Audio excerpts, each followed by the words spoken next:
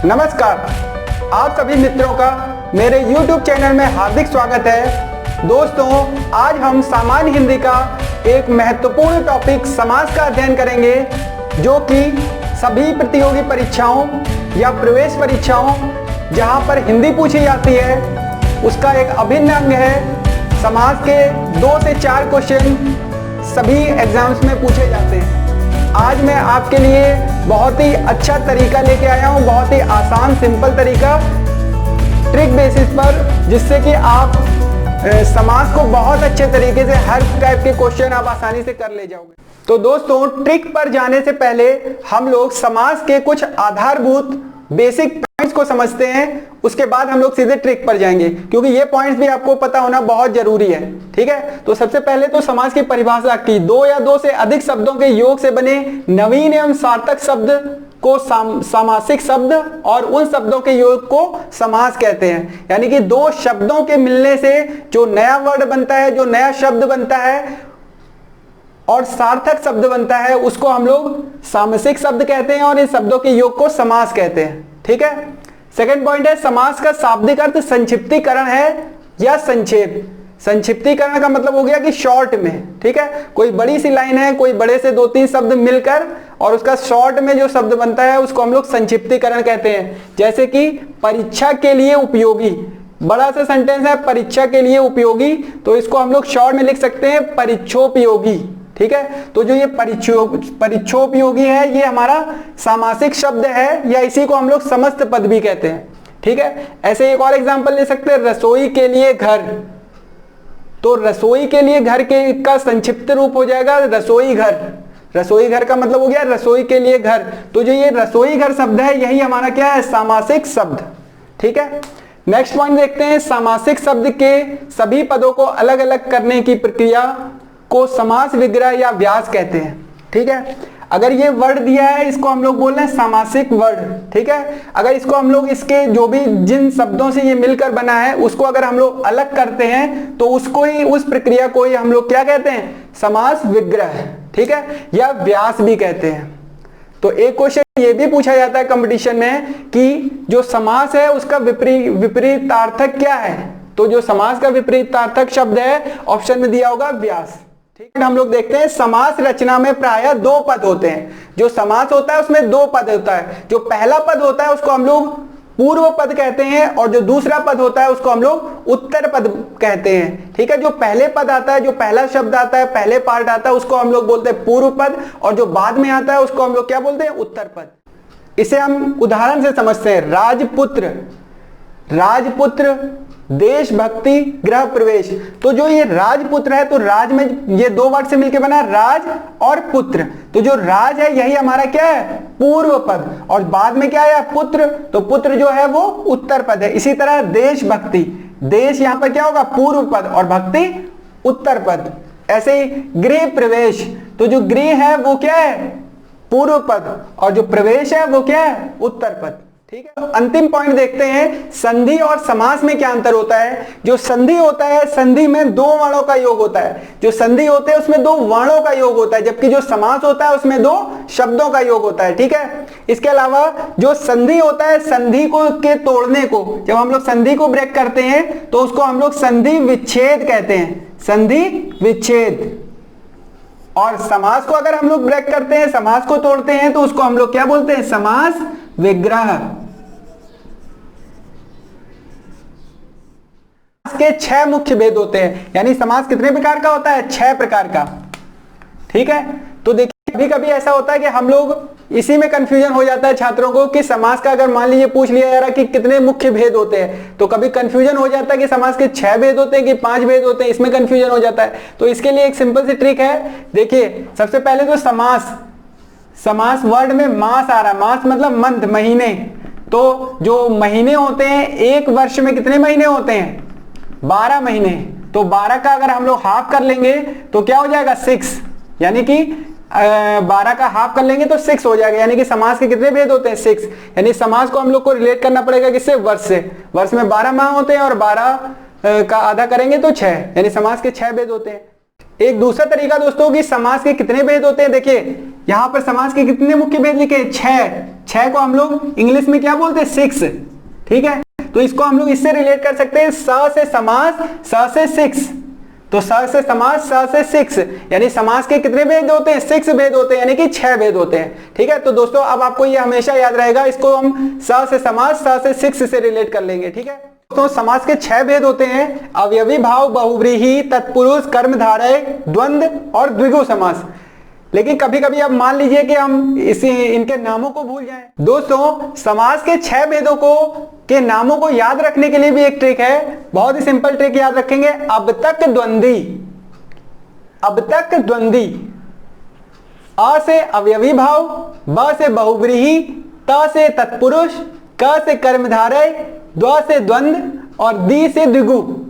तो इस तरीके से हम लोग अब तक द्वंद्वी याद रखेंगे और हम लोग समास के जो 6 भेद हैं उनके नाम हमें याद रहेंगे, ठीक है। तो दोस्तों अब हम लोग आगे एक एक समास की चर्चा करेंगे, वो ही सबसे ज्यादा इंपॉर्टेंट है। उसमें से एक क्वेश्चन पूछा जाता है कि ये वर्ड कौन सा समास है, ठीक है।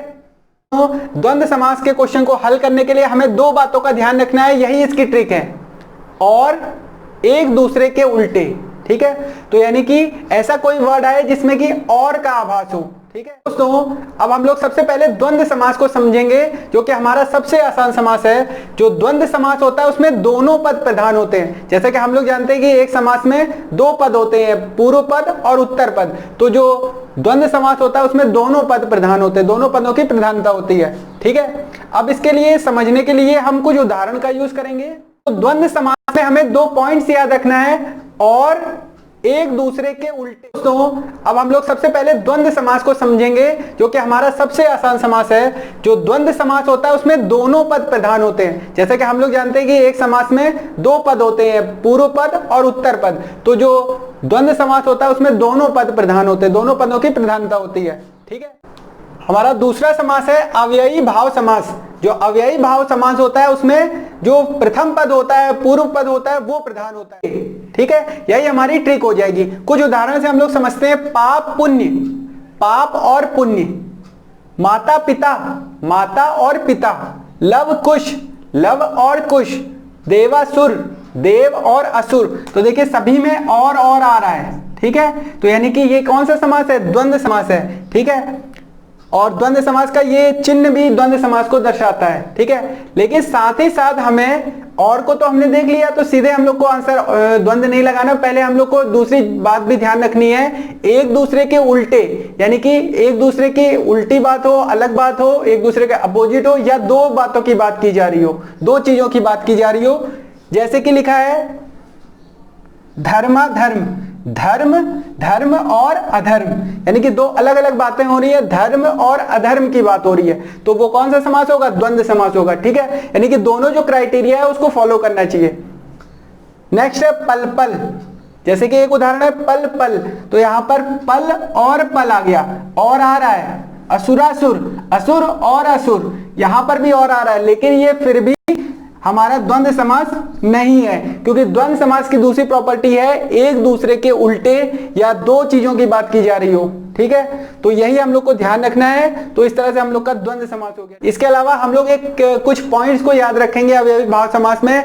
मोस्टली क्वेश्चन जो है इसी में से आ जाते हैं, ठीक है। उदाहरण से देखते हैं। जैसे पहला है यथा। देखिए जैसे कि वर्ड आ गया यथेष्ट।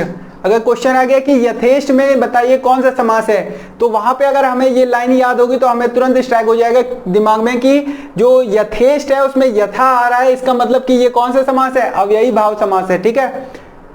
या यथाशक्ति, ठीक है। प्रति से प्रत्येक, प्रतिदिन, तो प्रत्येक और प्रतिदिन में कौन सा आ रहा है, प्रति आ रहा है, तो यानी ये कौन सा समास है, अव्ययी भाव समास है। बेघर, बेअसर, बेकार, बेकाम, तो कहीं भी अगर बे वर्ड आ रहा है तो इसका मतलब वो बे उपसर्ग में वर्ड अगर आ रहा है तो इसका मतलब वो कौन सा समास है, अव्ययी भाव समास है। इसके अलावा भर आ जाए, मुट्ठी भर, दिन भर, रात भर, ऐसा वर्ड आ जाए तो उसका वो कौन सा समास है, अव्ययी भाव समास। इसके अलावा दुराचारी आ जाए तो यहाँ पर क्या आ रहा है, दुर आ रहा है। निराधार, निरपराध, यहां पर निर आ रहा है। हरेक, हर, अधिकार, तो यहां पे आ रहा है अधि।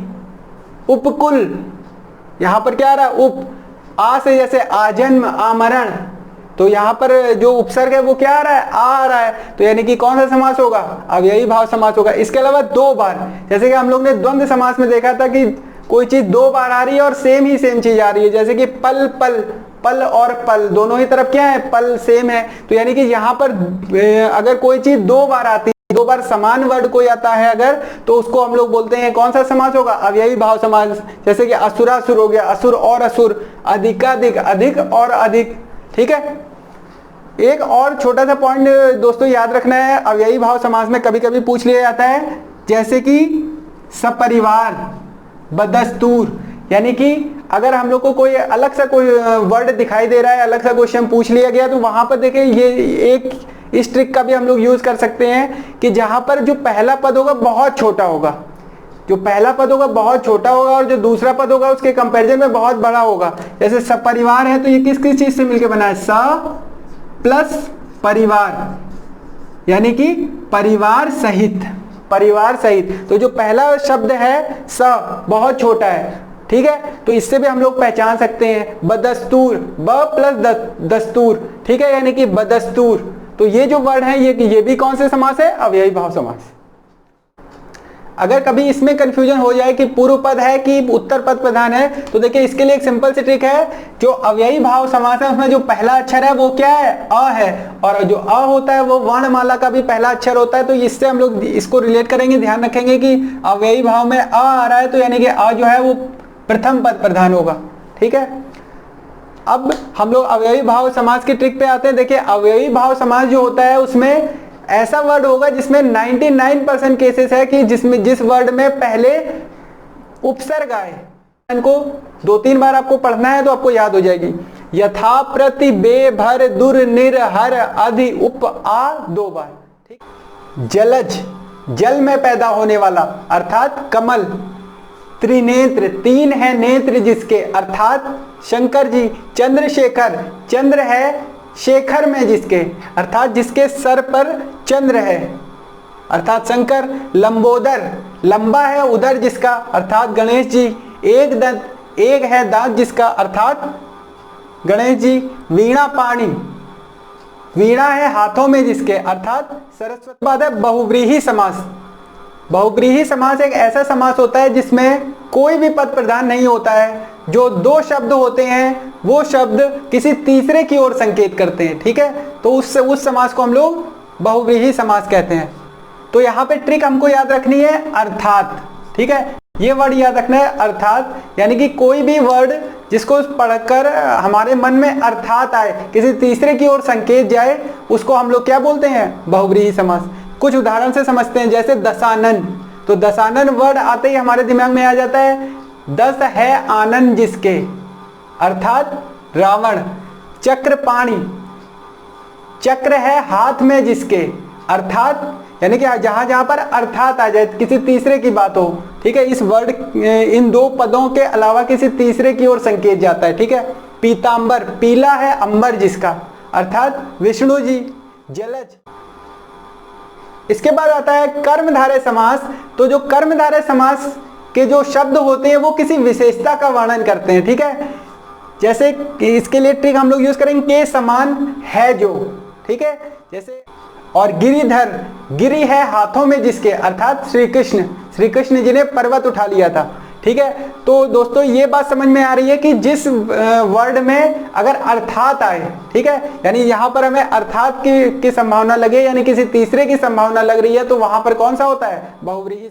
इसके बाद प्रायः जितने भी खाने पीने की चीजें होती हैं वो सब किसमें आती हैं, कर्मधारय समास में, जैसे कि रसगुल्ला, दही बड़ा, पकौड़ी आदि। ठीक है, और एक और पॉइंट याद रखना है, लता।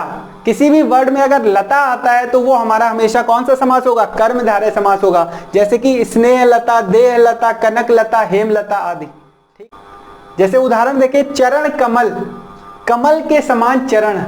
तो ये विशेषता बता रहा है कि जो चरण है वो कमल के समान है। महापुरुष, महान है जो पुरुष, महान है जो पुरुष, है जो आ रहा है। मृग नयन, मृग के समान नयन वाला, यानी कि मृग के समान। यहाँ पर विशेषता बताई जा रही है कि उसके जो नयन है वो मृग के समान है। ठीक है, इसके बाद सेकंड है रंग। अगर कहीं पर कोई रंग की बात की जाती है तो वहां पर कौन सा समास होता है? कर्मधारय समास होता है। जैसे नील गाय, लाल मणि, नीलकंठ, पीतांबर, अगर ये शब्द आते हैं तो वहां पर कौन सा समास होगा? कर्मधारय। यहां पर एक चीज समझने वाली बात है कि मान लीजिए जैसे आपने देखा पीतांबर, पीतांबर जो है वो कर्मधारय समास में भी है और पीतांबर जो है वो बहुव्रीहि समास में भी है। तो अगर कभी पीतांबर या इस तरह के वर्ड पूछे जाते हैं जो दोनों समास में आ रहे हैं तो हमें ध्यान रखना है कि हमेशा हम लोग बहुव्रीहि समास को प्रायोरिटी देंगे। अगर ऑप्शन में बहुव्रीहि समास दिया है और कर्मधारय समास भी दिया है तो हम लोग बहुव्रीहि समास को टिक करेंगे। अगर ऑप्शन में बहुव्रीहि समास नहीं दिया है तब हम लोग कर्मधारय समास को टिक करेंगे। ठीक है, सप्ताह, तिरंगा, चतुर्भुज, दशानन। तो दोस्तों जहां पर भी संख्यावाची शब्द का बोध होता है तो वहां पर हमारा कौन सा समास होता है? द्विगु समास। तो एक पॉइंट और यहां पर ध्यान देना है, बहुत इंपॉर्टेंट। जैसे कि दशानन वर्ड है तो 10 आननों का समूह, लेकिन यहां पर एक और पॉइंट होता है कि 10 आननों का समूह अर्थात रावण। तो यहां पे अर्थात भी आता है। तो अगर ऐसी कंडीशन आती है तो हम लोग बहुव्रीहि समास को प्रायोरिटी देंगे। वहां पर अगर ऑप्शन में द्विगु समास और बहुव्रीहि दोनों है तो हम लोग बहुव्रीहि समास को टिक करेंगे। पांचवा समास है द्विगु समास। द्विगु समास की विशेषता होती है कि द्विगु समास जो होता है वो संख्यावाची होता है। तो द्विगु समास की यही पहचान है, यही तरीका है, यही ट्रिक है कि द्विगु समास जो है उसमें संख्या आता है, कोई अंक की बात होती है। ठीक है, नंबर की बात होती है। जैसे कि त्रिलोक, 3 लोकों का समूह। ठीक है, 3 की बात हो गई। चौराहा, 4 राहों का समूह। नवरात्र, 9 रातों का समूह। पंचवटी, 5 वटों का समूह। दुपट्टा, 2 पट्टों का समूह। इसके बाद हम लोग का लास्ट समास है तत्पुरुष समास। ठीक है, देखिए तत्पुरुष समास को पहचानने के लिए इसकी ट्रिक है, इसमें का के सभी रूप होते हैं, यानी कि जो कारक होते हैं उसके रूप होते हैं। यहां पर का के सभी रूप, का, के, की, को, में, से, पर। तो इतना ध्यान रखना है, का, के, की, को, में, से, पर जिसमें आए उसको हम लोग कौन सा समास कहते हैं? तत्पुरुष समास। उदाहरण से देखते हैं। देखिए जैसे गौशाला, गौ के लिए शाला। गगनचुंबी, गगन को चूमने वाला। राजगृह, राजा का घर। तो का, के, की आ रहा है। देशभक्ति, देश के लिए भक्ति। ठीक है, इसके अलावा शोक मग्न, शोक में मग्न। पथ भ्रष्ट, पथ से भ्रष्ट। पाप मुक्त, पाप से मुक्त। ठीक है, तो दोस्तों जहां पर का, के, की, को, में, से, पर ये शब्द अगर जहां पर इन शब्दों का बोध होता है तो वहां पर जो समास होता है उसको बोलते हैं हम लोग तत्पुरुष समास। ठीक है, इसके अलावा एक पॉइंट और हमें ध्यान रखना है, एक और स्पेशल टाइप का समास होता है जिसको कि हम लोग बोलते हैं निया तत्पुरुष समास। ठीक है, जो निया तत्पुरुष के लिए ट्रिक है अ, अन, यानी कि जहां पर उपसर्ग में अ या अन आए वहां पर समास होता है निया तत्पुरुष समास। ठीक है, अगर ऑप्शन में निया तत्पुरुष समास लिखा है तो उसको टिक कर देंगे, अगर डायरेक्ट तत्पुरुष समास लिखा है तो तत्पुरुष समास हो जाएगा। आ से जैसे अनर्थ, अमान्य, अधर्म। अन से बनने वाले शब्द जैसे अनावश्यक, अनायास। ठीक है, अ से बनने वाले शब्द जैसे अनर्थ, अमान्य, अधर्म। अन से बनने वाले शब्द जैसे अनावश्यक, अनायास। ठीक है, तो दोस्तों हमने समास के सारे भेद पढ़ लिए हैं। एक बार हम लोग क्विक रिवीजन कर लेते हैं आज हमने क्या क्या पढ़ा। ठीक है, तो सबसे पहले समास जो होता है, समास का अर्थ क्या होता है? संक्षेप में करना। ठीक है, संक्षिप्तीकरण होता है। और समास का विपरीत अर्थ क्या होता है? व्यास। ठीक है, समास के कुल कितने भेद होते हैं? 6 भेद होते हैं। अगर समास के कुल कितने भेद होते हैं? 6 भेद होते हैं। सा से 6 और सा से समास। ठीक है, कौन कौन से 6 भेद होते हैं? अब तक द्वंद्वी, अव्ययी भाव, बहुव्रीहि, तत्पुरुष, कर्मधारय, द्वंद्व और द्विगु। ठीक है, जो अव्ययी भाव समास होता है इसमें आ रहा है, अवर्ण वाला का पहला वर्ड होता है, तो यानी कि इसमें कौन सा पद प्रधान होता है? पूर्व पद प्रधान होता है। ठीक है, इसके अलावा जो अव्ययी भाव समास होता है उसमें मोस्ट ऑफ केसेस में उपसर्ग वाले जो शब्द होते हैं वो अव्ययी भाव समास होते हैं। इसके लिए हम लोग को कुछ उपसर्ग ध्यान रखने हैं। यथा, प्रति, बे, भर, दुर, निर, हर, अधि, उप, आ 2 बार। ठीक है। इसके बाद है बहुव्रीहि। बहुव्रीहि अर्थात जहां पर बहुव्रीहि समास में जहां पर अर्थात आ जाए, किसी तीसरे का बोध हो और कोई भी पद प्रधान ना हो, तो उसको हम लोग क्या बोलते हैं? बहुव्रीहि समास। ठीक है। इसके बाद तत्पुरुष समास। देखिए तत्, तत्, उत्तर, दोनों में देखो ये उत्तर, तो दोनों में बीच में आधा आ रहा है, आधा आ रहा है, तो इससे ध्यान रखेंगे कि तत्पुरुष उत्तर। ठीक है। तो जो तत्पुरुष होता है उसमें उत्तर पद प्रधान होता है। ठीक है।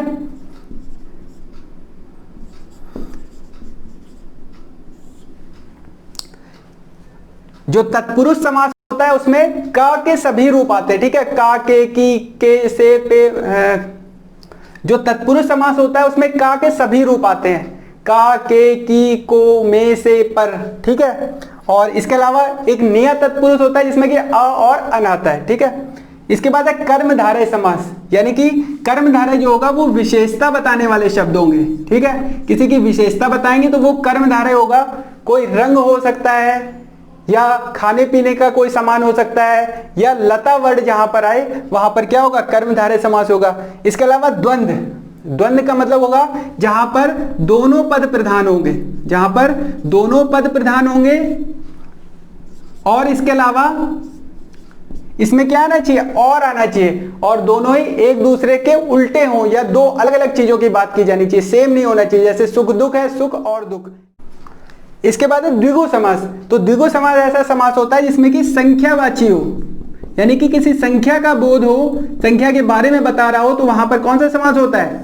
द्विगु समास। तो दोस्तों आज हम लोग का टॉपिक समास पूरा हो गया है। हम लोग ने समास के सभी भेदों को अच्छे से समझ लिया है। तो दोस्तों आपको क्या करना है कि जो भी अभी मैंने पढ़ाया है उसको नोट कर लेना है, और साथ में इससे रिलेटेड क्वेश्चंस को किसी भी बुक से सॉल्व करना है या किसी भी प्रैक्टिस सेट से सॉल्व करना है। तो देखिएगा सारे क्वेश्चन आपके लगभग 100% क्वेश्चन आपके इस ट्रिक से सही हो जाएंगे। ठीक है। तो आज मैंने समास के ट्रिक और साथ ही ट्रिक के साथ ही मैंने कुछ कॉन्सेप्ट भी आपको बताए। दोस्तों आज का मेरा समास का वीडियो आपको कैसा लगा इस पर कमेंट करें। अगर आपकी कोई क्वेरी हो तो भी कमेंट के माध्यम से पूछें। इसके अलावा अगर वीडियो अच्छा लगा, बेनिफिशियल लगा, तो वीडियो को लाइक करें, चैनल को सब्सक्राइब करें, वीडियो को शेयर करें। ठीक है। तो दोस्तों आज के लिए इतना ही। धन्यवाद। जय हिंद, जय भारत।